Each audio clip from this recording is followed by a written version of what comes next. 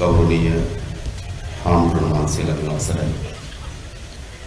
අපේ පියතුමන්ලගෙන් කන්‍යා සොහොයුරියගෙන් ඒ වගේම සහභාගී වෙලා ඉන්න ආදරණීය අම්මලා තාත්තලා සහෝදරවරු සහෝදරියන් ඇතුළු සියලු දෙනාගේ අවසරයි. අපි අද මෙතනට රැස් වෙලා සිටින්නේ මීට අවුරුදු 3කට පෙර අදත් අපි සමග මේ වාතයේ හුස්ම ගැනීමට ජීවත් විය යුතුව සිටි. අදත් තමගේ පවුලේ දරුවන් පවුලේ ඥාතීන් සමග සුවදතාවයෙන් ජීවත් විය යුතුව සිටි. අදත් මේ පොදු සමාජයත් එක්ක මුහු වෙමින් කතා කරමින් ජීවත් වීමට නියමිතව සිටි විශාල පිරිසක් 2019 අප්‍රේල් මාසේ 21 වෙනිදා ඒ පාස්කු ඉරිදාවේදී අපෙන් උදුරා ගනු ලැබුවා. අපි අපේ රටේ මිය යාම් ගොඩක් දැකලා තිබෙනවා. යුද්ධවලදී මිය යාම් අපි දැකලා තිබෙනවා. සාගතයන්ගේ මිය යාම් අපි දැකලා තිබෙනවා. ස්වභාවික මිය යාම් අපි දැකලා තිබෙනවා. හැබැයි මෑත ලංකා ඉතිහාසයේ සිද්ධ වුණු මිලේච්ඡතම ඝාතනය මේ පාස්කු ඉරිදා සිදු වූ ඝාතනය. 260කට අධික අපේ මම්මලා තාත්තලා සහෝදර සහෝදරියන් දුව දරුවන් අපිට අයින් වී තිබෙනවා. 500කට අධික අපේ රටේ පුරවැසියන් තුවාල ලබා අබ්බඝාත වී සිටිනවා, වේදනාවට ලක් වී තිබෙනවා. හදවතක් තිබෙන අපි හැම දෙනාගේම යුක්ති සහගත ඉල්ලීමක් නැද්ද අපිට මේ කුරිරු ඝාතනයන්ට, මේ කුරිරු ඝාතකයන්ට දඬුවම් ලබා දී යුතුයි, ඉලිදරව් කර යුතුයි කියලා යුක්ති සහගත ඉල්ලීමක් නැද්ද? මෙය හුදු අන්තවාදී ප්‍රහාරයක් ලෙස අර්ථකථනය කරත් මේ කරුණ ඉතා හොඳින් පෙළගස්සලා බැලුවොත් අපිට හරි පැහැදිලි මේ ආගමික අන්තවාදයෙන් ඔබ්බට ගියපු දේශපාලන ව්‍යාපෘතියක වැඩ කොටස. අපි කවුරුත් දන්නවා 2015 ජනවාරි මාසේ 8 වෙනිදා තීරණාත්මක ලෙස රාජපක්ෂ රෙජිමය මේ රටේ ජනතාව මැතිවරණකින් පරාජයට පත් කරනු ලැබුවා. පරාජයට පත් වූ දවසේ සිට ඔවුන් සැලසුම් කරේ, ඔවුන් ඉලක්ක කරේ නැවත තමන් වෙත බලය ලබා ගැනීම සඳහා. ඒ සඳහා කළ හැකි සෑම පන්නීම විනාශකාරී මතවාදයන්, විනාශකාරී ක්‍රියාමාර්ගවල ඔවුන් නිරත වුණා. ඔවුන් 2015 පස්සේ ආමන්ත්‍රණය කරේ ප්‍රජාතන්ත්‍රවාදයේ පිළිබඳ සටන් පාඨයක් නොවේ. 2015 පස්සේ ඔවුන් නියෝජනය කරේ ආර්ථික සංවර්ධනය පිළිබඳ සටන් පාඨයක් නොවේ. 2015 පස්සේ ඔවුන් නියෝජනය කරේ ආර්ථික සමෘද්ධිය පිළිබඳ සටන් පාඨයක් නොවේ. 2015 පස්සේ ඔවුන් නියෝජනය කරේ නීතිය විධානය ආධිපත්‍ය පිළිබඳව සටන් පාඨයක් නොවේ. 2015 පස්සේ ඔවුන් නියෝජනය කරේ ලෝකෙ ඉස්සරහා අභිමානවත් රාජ්‍යයක් ගොඩනැගීම පිළිබඳව සංකල්පයක් නොවේ. 2015 ඔවුන් ක්‍රියාත් කරේ ජාතිවාදයේ ලේවැකි මතවාදය. ඔවුන්ට අවශ්‍ය වී තිබුණා නැවත බලය අත්පත් කර ගැනීම සඳහා තමන්ගේ එකම කුරිරුතම අවිය බවට ජාතිවාදී උපයෝග කරගන්න. බලන්න 2015 පස්සේ අපේ ශබ්දකෝෂයට ආපු අලුත් වචන ජාතිය අනතුරේ 2015 පස්සේ අපේ රටේ 2015ට පෙර අපේ ශබ්දකෝෂයේ හිම වචනයක් තිබෙන්නේ නැහැ. 2015ට පෙර තිබුණද රණවිරු දඩේම කියලා සාකච්ඡාවක්. ඒක 2015 පස්සේ. 2015 පස්සේ තමයි යලි කොටි නැගිටි. මතකද? බණ්ඩාරවල බෝම්බේ පුපුරුපේ හැටිය කිව්වා LTT සංවිධානයේ නැවත පුනරුත්පත්තිය බණ්ඩාරවලින් පටන් ගත්තා කියලා. අවසානයේදී කියන්න පටන් ගත්තා නෑ මුස්ලිම් ජාතිවාදයක් වර්ධනය වෙමින් තිබෙනවා සිංහල ජාතිය අනතුරට මුහුණ දී තිබෙනවා ජාතිය බේරා ගැනීම සඳහා නව දේශපාලන ගමනක් අවශ්‍යයි කියලා. එනිසා උන්ගේ එකම තේරීම බවට පත් කරගත්තේ කුමක්ද? ජාතිවාදී.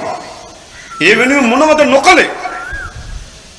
ඔබට මතක ඇති වඳ කොත්තු පිළිබඳ සාකච්ඡාවක් ආවා. අම්පාර ප්‍රදේශයේ හෝටලයකින් කොත්තුවක් කනකොට පිටිකුලියක් තිබිලා ඒක කිව්වා වඳ කොත්තු කියලා. රටේ සමාජයේ මතයක් ගොඩනගන්න හැදුවා මුස්ලිම් ජාතිවාදී ව්‍යාපාරයන් සිංහල ජනතාව වඳ කිරීම සඳහා මෙවැනි ප්‍රයත්නක ඉන්නවා කියලා. අවසානයේදී දෙන්න පටන් ගත්තා වඳ ඇඳුම් කියලා සාකච්ඡාව. ලෝකේ විද්‍යාත්මකව කොතනකවත් ඇඳුම් මන්දාම වඳ කරන්න පුළුවන් කියලා බෙහෙතක් හෝ පරීක්ෂණයක් කෙරිලා තියෙනවා. හැබැයි උඩ කිව්ව මොකද්ද? වඳ යට ඇඳුම් තියනවා කිව්වා. ඒවා අඳින අයට දරුවන් නොලබෙන තත්වයක් ඇති වෙනවා කිව්වා. වඳ තත්වයක් ඇති වෙනවා කිව්වා. මෙහෙම ක්‍රමානුකූල ජාතිවාදී වපුරලා කිව්වා 2050 වෙනකොට සිංහල ජාතිය සුළු ජාතිය වෙනවා. මොකද්ද කරේ? ඔවුන්ට තිබුණා ජාතිය බේරා ගැනීම වෙනුවෙන් ආගම බේරා ගැනීම වෙනුවෙන් දේශපාලන ව්‍යාපාරයකට ඔවුන් ස්ථානගත වුණා. ඒකේ ගමන් මගේ කූට ප්‍රාප්තිය තමයි අප්‍රේල් මාසේ 21 වෙනිදා ප්‍රහාරය. අප්‍රේල් මාසේ 21 වෙනිදා ප්‍රහාරය මොකද සිද්ධ වුනේ? ජනතාවට කිව්ව මොකද්ද? ඇත්ත තමයි ජාතිය විනාශ කරන්න අවි ආයුධ රැස් කරලා තියෙනවා. හැම පල්ලියකම කඩු තිබ්බා. මරාගෙන මරන බෝම්බ කරුවන් ආවා. දැන් උන් මතවාදීව ගොඩනගමින් තිබුණු මතය ප්‍රායෝගිකව යථාර්ථයක් බවට පත් වෙන හැටි පෙන්වීමක් කරා පාස්කිරිදා ප්‍රහාරය. ප්‍රහාරය සුදුනේ 2019 අප්‍රේල් මාසේ 21 වෙනිදා. අප්‍රේල් මාසේ 25 වෙනිදා ගෝඨාභය රාජපක්ෂ කියනවා ඔහු ජනාධිපතිවරණයට එන බවක් මුස්ලිම් ජාතිවාදය පරාද කරන බව. බෝම්බේ පුපුරන්නේ අප්‍රේල් මාසේ 21 ඔහු ජනාධිපතිත්වයට එනවා කියලා ප්‍රකාශ කරන්නේ අප්‍රේල් මාසේ 25 වෙනිදා. මේ මාසේ 10 වෙනිදා ලංකාවේ හිටපු ඇමරිකානු තානාපති රොබර්ටෝ බ්ලේක් කෙනා. ඔහු එවලා මිලින්ද මොරගඩෝ ගිහින්නේ. ඔහු ගෙනල්ලා සම්මන්ත්‍රණයක් තියලා කියනවා ගෝඨාභය රාජපක්ෂ හිටියා නම් මේ ප්‍රහාරයේ සිදු නොවන බව. ගෝඨාභය රාජපක්ෂ කියනවා මම ආවිගස ජාතිවාදයේ පරාජයට පත් කරන බව. ද ක්‍රමානුකූලව තමන්ගේ බල ව්‍යාපෘතියේ ඉතාමත් තීරණාත්මක පුපුරව හැරීමක් තමයි තීරණාත්මක ඝාතනයක් තමයි අප්‍රේල් මාසේ 21 වෙනිදා සිද්ධ වෙන්නේ. එතනින් පස්සේ මුළු ඡන්ද මැතිවරණ බල ව්‍යාපෘතිය ලියවිලා ඉවරයි. අප්‍රේල් මාසේ 21 වෙනිදාකින් පසු.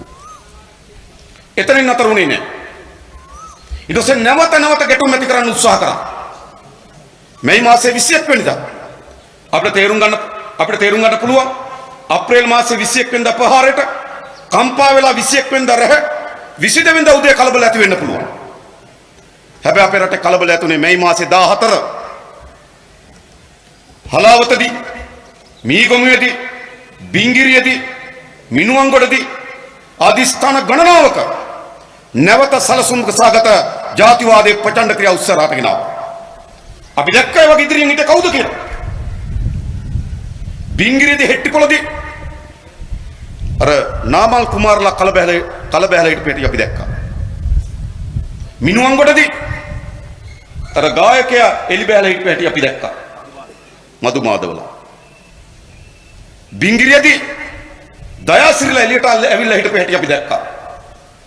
එනිසා මොකද කරේ? එතනින් යට යන්න ඉඩ නොදී නැවත මේ ජාතිවාදී උස්සන්න කරමින් දේශපාලන ව්‍යාපෘතියක් ඉස්සරහට ගෙනිච්චා. අවසානයේදී දිවයින පුවත්පත ප්‍රධාන ප්‍රවෘත්තියක් පළ කරා. කුරුණෑගල දොස්තර කෙනෙක් සත්කම් 8000ක් කර තිබෙන බවත් එයින් සත්කම් 4000ක් වඳ සත්කම් බව. කොහොමද නිර්මාණය වෙන්නේ? මේක පෙළ ගැස්මක්. හැබැයි අද අපි ඉස්සරහා ඔක්කොටම සත්‍ය එළිදරව් වෙමින් තිබෙනවා. වඳ කොත්තු කියලා જાතියක් තිබිලා නැත.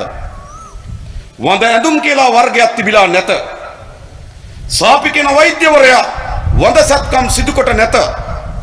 ඒ නිසානේ ඔහුගේ වැටුපත්, ඔහුගේ රැකියාවත් වැඩතහනම් කරපු කාලේ වැටුපත් නැවත ගෙවන්න කියලා තීරණය කරන්න. එහෙනම් මේ ප්‍රබන්ධය නිර්මාණය කරේ කුමක් වෙනුවෙන්ද? මේ ප්‍රබන්ධය නිශ්චිත පරිදි ගෝඨාභය රාජපක්ෂ ඇතුළු කඳවුරේ බලය ලබා ගැනීම සඳහා බල ව්‍යාපෘතියක්. අන්න ඒ නිසා තමයි අපි කාටත් සාධාරණ සැකයක් ඇති වෙන්නේ. මේ අප්‍රේල් මාසයේ 21 වෙනිදා සිදු ප්‍රහාරයේ සැබෑ වරදකරුවන් කවුද? කෝ? අපි දැනගන්න ඕන. කවුරුද දැනගන්න ඕන මේක? මේකේ වරදකරුවන් පාර්ශ්ව දෙකක් ඉන්නවා. එකක් තමයි નિયમિત පරිදි, නිසි පරිදි තොරතුරු ලැබී තිබෙදී ප්‍රහාරය වළක්වා ගැනීමට අසමත් වූ පාර්ශ්වය. දෙක, මෙම ප්‍රහාරය සැලසුම් කොට මෙවැනි දෙවන්ත ඝාතනයක් සිදු කිරීම සඳහා අනුබල දීපු මෙහෙවපු මහමොලකරුවන්. මේ කණ්ඩායම් දෙකටම නිසි පරිදි දඬුවම් දෙන්න ඕන. මොකද ඉතා පැහැදිලි. අප්‍රේල් මාසේ 4 වෙනිදා ඉන්දියාවේ රහස් ඔට්ටු සේවයක් ඉතා පැහැදිලිව සඳහන් කරනවා මෙවැනි මුස්ලිම් අන්තවාදී කණ්ඩායමක් විසින් ප්‍රහාරයක් එල්ල කිරීමට සැලසුමක් තිබෙන බව. අප්‍රේල් 9 වෙනිදා වාර්තා කරනවා. එම ප්‍රහාරය සහරාන් ඇතුළු කණ්ඩායම සිදු කරන බවත්, එයාගේ නාම ලේඛනය, ඔවුන්ගේ දුරකථන අංක, ඔවුන්ගේ හැඳුනුම්පත් අංක, ඔවුන්ගේ ඇඩ්‍රස්, මේ ප්‍රහාරයන්ගේ සියලු තොරතුරු අප්‍රේල් මාසේ 9 වෙනිදා ලංකාවේ ආරක්ෂක තොරතුරු ඒකකයට ලැබෙනවා. අප්‍රේල් මාසේ 10 වෙනිදා තවත් තොරතුරු ලැබෙනවා. අප්‍රේල් මාසේ 16 වෙනිදා කාන්තන්කුඩි ප්‍රදේශයේ බයිසිකලයක් පුපුරව හැරලා අත්හදා බැලීම් පිපිරීමක් කරනවා. ඒ අත්හදා බැලීම් පිපිරීම පිළිබඳව අප්‍රේල් මාසේ 17 වෙනිදා බුද්ධියන්ස වෙත සියලු තොරතුරු වෙනවා. බයිසිකලය අරන් තියෙන කැලණිය ප්‍රදේශයේ මේ විදියට ගමන් කරා, මේ ස්ථානයේදී පුපුරවා ගත්තා, මේ අය හවුල් වුණා කියලා. ඒ නිසා පුපුරවා ගැනීමට සූදානම්ක් තිබෙන බවක්, අත්හදා බැලීම් පිපිරීම කර තිබෙන බවක් බුද්ධියන්ස වලට වාර්තා වුණා. අප්‍රේල් මාසේ 20 වෙනිදා වාර්තාවක් ඇවිල්ලා කියනවා හෙට උදේ ගහනවා කියලා. අප්‍රේල් මාසේ 21 වෙනිදා උදේ 7ට වාර්තාවක් ඇවිල්ලා කියනවා හෝටල් වලට සහ පල්ලි වලට ගහන්න කියලා. තමනවා මෙවැනි දිනපතා එකින් එක සිදුවීම් සියල්ල හොඳින් වාර්තා වෙමින් තිබියදී වළක්වා ගන්න අසමත් උනේ කවුද? ඔවුන් මේකේ ඝාතකයන් නෙවෙයිද? ඔවුන්ට නිසි දඬුවමක් නොලැබිය යුතුද? ආණ්ඩුවක් හදන්නේ ඒ රටේ ජනතාවගේ, ඒ රටේ ආරක්ෂාව පිළිබඳව වගකීම අපි උන්ට බාර දෙනවා. සාමාන්‍ය පුරවැසියන්ගේ වගකීමක් නෙවෙයි. අපිත් අපේ වැඩ කොටස කරමු. හැබැයි මූලික වගකීම තියෙන කාටද? මූලික වගකීම තියෙන ආණ්ඩුවට, ජනාධිපති මෛත්‍රීපාල සිරිසේනට, අගමැති රනිල් වික්‍රමසිංහට, රාජිත සජිත් කිරියල්ල ඇතුළු කැබිනට් මණ්ඩලයට. ඔවුන්ට තමයි මේ රටේ පුරවැසියන්ගේ ආරක්ෂාව පිළිබඳ වගකීම් බාර දුන්නේ. ඒ වගකීම් ඉටු කරා. අද විවිධ කතා කියන මම අහගෙන පාර්ලිමේන්තුවේ. අපි අප දැනගන්න කැමති මෙවැනි තොරතුරු සියල්ල වාර්තා වෙමින් තිබියදී මොකද කරේ? යාලේ අලි බලවල හිටියා. ඔන්න යාළුවා. හරිද? එහෙම ආවිලා කියන මොකද්ද? පාස්කු විද්‍යාවට සාධාරණ ඉටු කරනවා. මතක තබා ගන්න. මේ අපරාධ පාර්ශ්ව දෙකක් ඉන්නවා. එකක් මේ નિયમિત පරිදි තොරතුරු ලැබී තිබියදී මේ ප්‍රහාරය වළක්වා ගැනීමට අසමත් වූ කණ්ඩායම.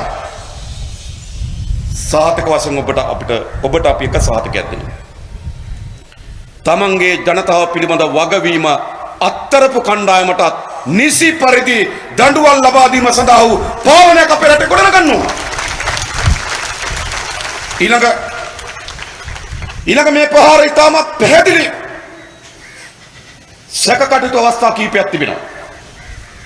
පළවෙනි එක 2018 නොවැම්බර් මාසයේ 30 වෙනිදා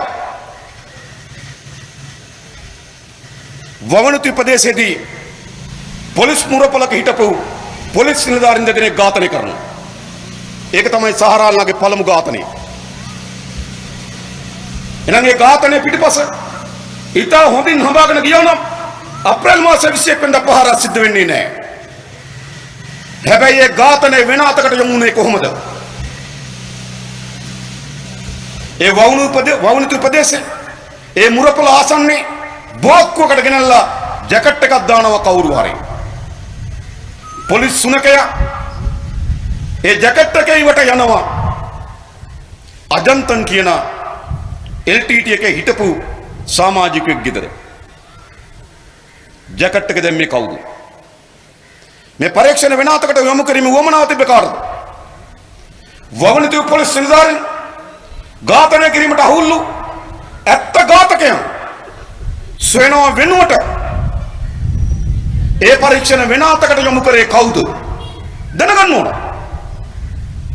මීට මාස 6කට කලින් මව්බිම පත්තරේ ලිපියක් ගියා උදේනි සමන් කුමාර ලියපු ලිපියක්.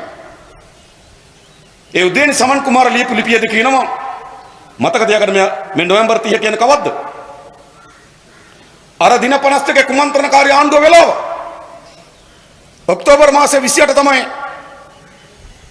ඒ කුමන්ත්‍රණකාරී ආණ්ඩුව හැදෙන්නේ. නොවැම්බර් මාසයේ 30 කියලා කියන්නේ ඒ කුමන්ත්‍රණකාරී ආණ්ඩුව ඇතුලේ පළවෙනි ප්‍රහාරය සිද්ධ වෙනවා. ඒ වෙලාවේදී මව්බිම් පත්‍රයේ මීට මාස කිහිපයකට කලින් ලිපියක් යනවා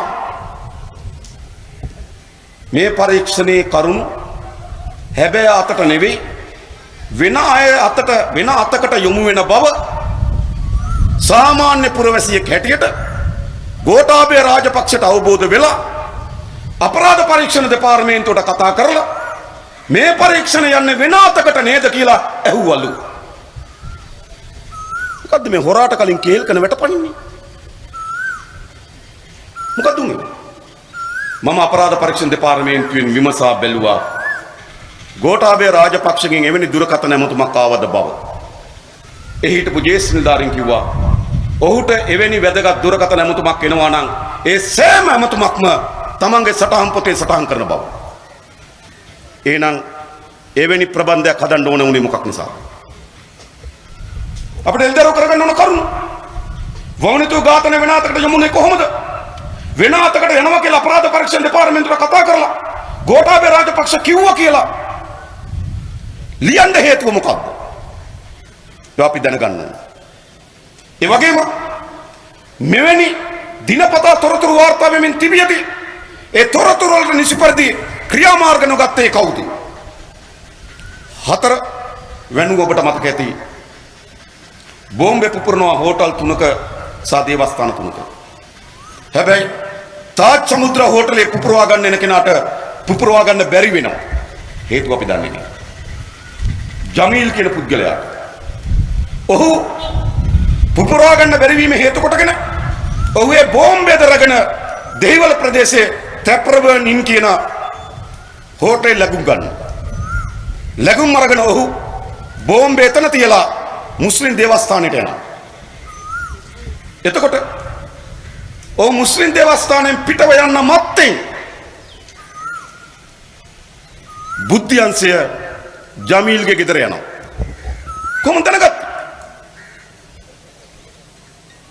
දෙහිවල ත්‍රිප්‍රබේන් හෝටලේ බෝම්බේ පුපුරවා ගැනීමට පෙර ජමීල්ගේ ගෙදර යනවා බුද්ධියන්සය.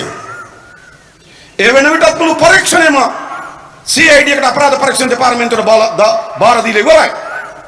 අපරාධ පරීක්ෂණ දෙපාර්තමේන්තුව දන්නේ නැහැ. CID එක දන්නේ නැහැ. ඒක වැදගත් තොරතුරු. මොකද්ද?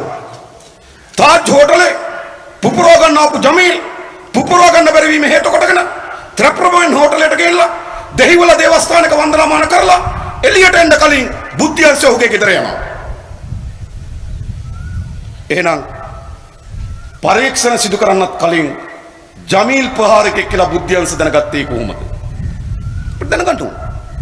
එය ඒ වෙලාවේ පරීක්ෂණ භාරව හිටපු අපරාධ පරීක්ෂණ දෙපාර්තමේන්තුවට નિયમિત පරිදි වාර්තා නොකරේ මන්ද පරීක්ෂණ භාර වෙන අපරාධ පරීක්ෂණ දෙපාර්තමේන්තුව මේක වැදගත් තොරතුරක්. හැබැයි ඒක ඇයි අපරාධ පරීක්ෂණ දෙපාර්තමේන්තුවට වාර්තා නොකළේ?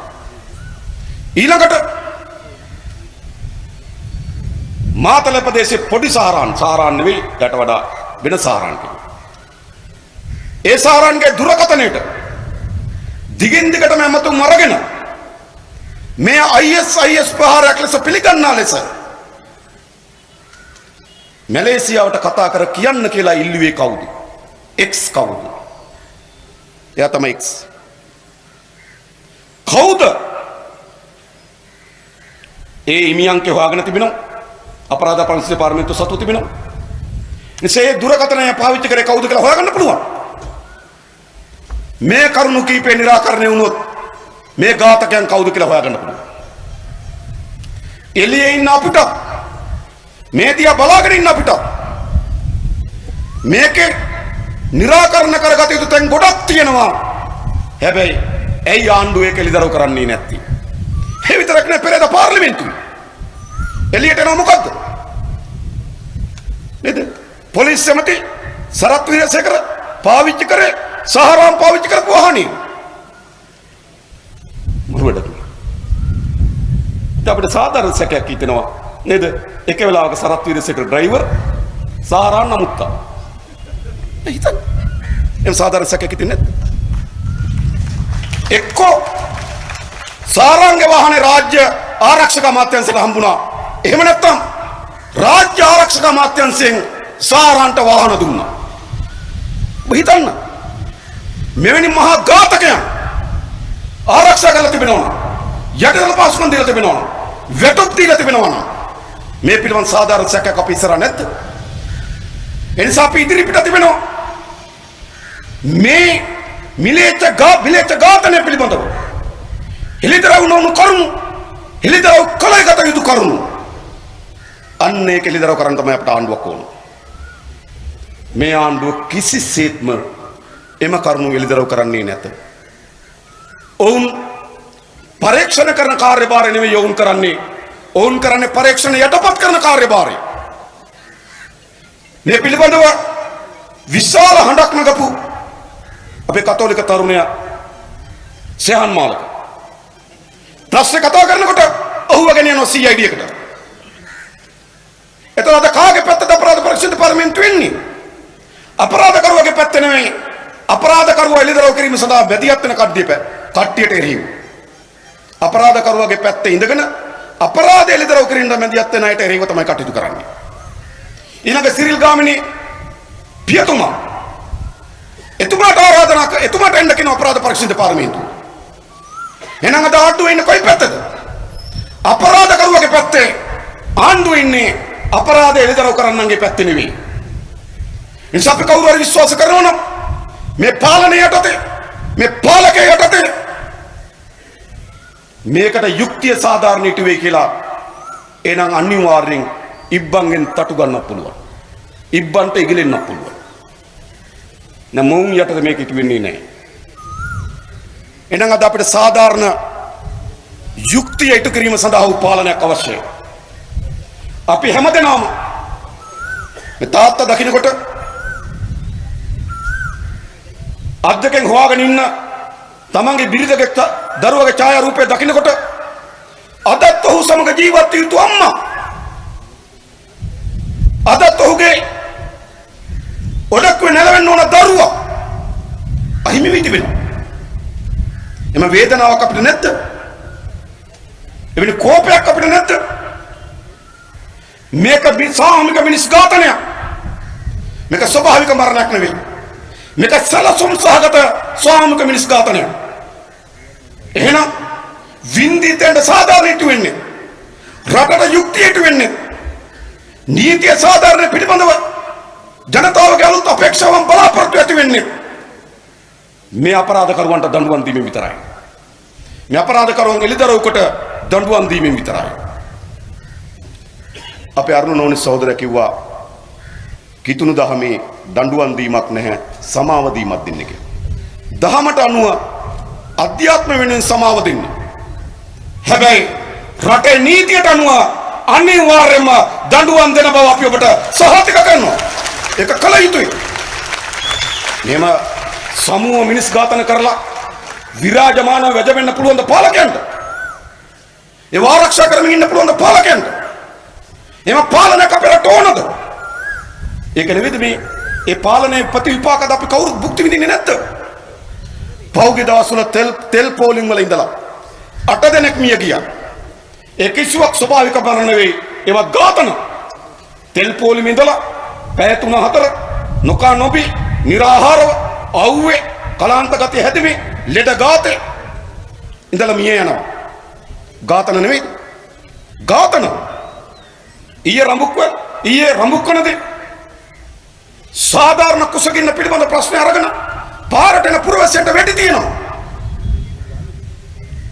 එක සහෝදරයෙක් දැන්ටමත් ඝාතනය කරලා තව කීප දෙනෙක් ICU එකේ ඉන්නවා. ජීවිතයත් මරණයත් අතර සටනක යෙදී. මේ ඝාතකයන්ට දඬුවම් දෙන්න ඕනේ නැත්තේ. අද කාලේ වෙලිතලා විසි යටපත් වූ ඝාතන කොච්චර තිබෙනවද? කාලේ වෙලිතලා විසි මේවා යටපත් වෙන්න ඉඩ දෙන්න ඕනද? මහා දවල් ලසන්ත වික්‍රමතුංග ඝාතනය කරා. කෝ ඝාතකයෝ? එක්තැලිගොඩව පැහැරගෙන ගියා. කෝ ඝාතකයෝ? තාජුලින්ව ඝාතනය කරා. කෝ ඝාතකයෝ? ශිවරාම ඝාතනය කරා. කෝ ඝාතකයෝ? මෙහෙම ඝාතනය නීතිය බවට පත් වුණා. ඝාතනය සම්ප්‍රදාය බවට පත් වුණා. ඝාතනය සංස්කෘතිය බවට පත් වුණා. රටකින් අපිට පළක් තිබෙයි. ඝාතනය සංස්කෘතියක් වූ, ඝාතනය සම්ප්‍රදායක් වූ, ඝාතනය නීතියක් වූ පාලනකින් අපිට පළක් නෑ. එනිසා අපිට අවශ්‍ය වී තිබෙනවා අපි කාට සහෝදරත්වයෙන් සමගින් ජීවත් වෙන්න පුළුවන් රටක්. අපේ කතා කරන භාෂාව අනුව, අදහන ආගම අනුව, අපි එකිනෙකාගේ සංස්කෘතියෙන් අනුව බෙදෙන, කඩන, ભેද බින්න කරන පාලනයක් වෙනුවට සිංහල, දෙමළ, මුස්ලිම් අපි කවුරු? බෞද්ධ, හින්දු, කතෝලික, ඉස්ලාම් අපි කවුරු? ඒකට සහෝදරත්වයෙන් ඉන්න රටක් අපිට අවශ්‍ය නැද්ද? දශක ගණනාවක් මේ පාලකයෝ අපිව බෙදුවා. අපි එකිනෙකා වෙනකොට ගන්න තත්ත්වයකට පත් කරා. අපි එකිනෙකා අතර කෝපය වැඩි කරා. එකිනෙකා අතර වෛරය වැඩි කරා. මේ පාලකයන් අපිට කරන්න පුළුවන් හැම විනාශයක්ම කරලා ඉවරයි. දැන් අපි හැම විටම මේක අභියෝගය. අපි මේ පාලනය වෙනුවට යුක්තිය, නීතිය, සාධාරණත්වය සහිත රාජ්‍යයක් අපි නිර්මාණය කරන්න ඕනේ. අන්නේ නිර්මාණය කිරීම තමයි ජාතික ජනබලවේගයේ වෙත අද පැවරී තිබෙන අත්හරින්නේ නැති වගකීම. ඒක අපි ඉටු කරනවා. අවසාන වශයෙන් මම ඔබට සාතිකයක් දෙනවා. අවසාන වශයෙන් මේ අදත් අපි අතර හුස්ම ගනිමින් ජීවත් වෙන්න තිබුණු අම්මලා, තාත්තලා, දුවදරියන් තමන්ගේ ආගමික විශ්වාසයන් මත, තමන්ගේ පූජාසනය මත මරා දමනවා නම් ඔවුන්ට අනිවාර්යයෙන් ඒ වින්දිතයන්ට යුක්තිය ඉටු යුතුයි. අපි ඔබට සපත කර සිටිනවා ඒ යුක්තිය ඉටු කරන්නේ අප පමණයි, සහතික වශයෙන් ඉටු කරනවා. ඉගෙන සැකයක් කියන්නේ. ඒ විතරක් නෙවෙයි, කාලයේ වෙලිතලා විසි යටපත් කර තිබෙන සියලු ඝාතනයන් ඒ අපරාධකරුවන් නැවත නීතිය හමුවට පමුණුවනවා. එකල යුතුයි. ඒ වගේම සිංහල, දෙමළ, මුස්ලිම් අපි කවුරුත්, බෞද්ධ, හින්දු, කිතුණු, ඉස්ලාම් අපි කවුරුත් එකට සහෝදරත්වයෙන් ජීවත් වෙන රටක් අපි හදනවා. අපි එකිනෙකාට සහෝදරත්වයෙන් වැළඳගෙන, එකිනෙකා අතර සංස්කෘතීන් බෙදා හදාගෙන, එකිනෙකාගේ ආගමික විශ්වාසයන් පිළිබඳ කතා බස් කරමින් ඉතා තෙත් වූ හදවතකින් බදා ගන්න පුළුවන් සමාජයක් අපි හදනවා. අන්නේ තමයි මේ පාස්කු දිනේදී ඒ වින්දිතයන් වෙනුවෙන් අපි ඉටු කළ යුතු ඉතාමත් වැදගත් කාර්යභාරය කියලා අපි විශ්වාස කරනවා. ඒ වෙනුවෙන් අපි කවුරුත් එකතු වෙමු. ඒ වෙනුවෙන් අපි කවුරුත් ඉදිරියට එමු කියලා ආරාධනා කරමින් මම නතර වෙනවා. බොහොම ස්තුතියි හැම දිනකටම.